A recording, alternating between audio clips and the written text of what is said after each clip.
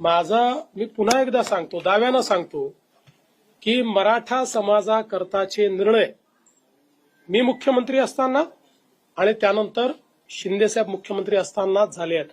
अण्णासाहेब पाटील आर्थिक विकास महामंडळ का 15 वर्ष डिफंक्ट होतं? 15 वर्ष कोणाचं राज्य होतं तरी ते डिफंक्ट होतं ना.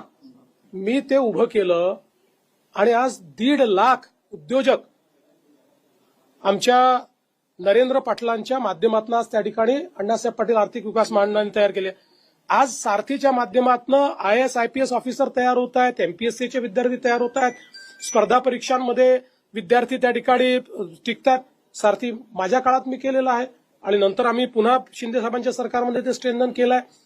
शिक्षणाच्या योजना, त्या ठिकाणी वसतिगृहाच्या योजना, वसतिगृह होत नाही तोपर्यंत भत्त्याच्या योजना, सगळ्या आम्ही केलेल्या योजना आहेत. त्यामुळे हे जे काही लोक तोंड वर करून विचारतात त्यांनी एकदा आरसा बघावा आणि त्यांनी सांगावं ना नेमकं काय केलंय. हे तर सगळे सांगणारे लोक होते की याची आवश्यकताच नाहीये, हे सांगणारे लोक होते. 2.5 वर्ष जे सरकार होतं त्या सरकारने मराठा समाजाच्या हिताचा घेतलेला एक निर्णय दाखवा, एक जस्ट सिंगल वन निर्णय नाही दाखवा.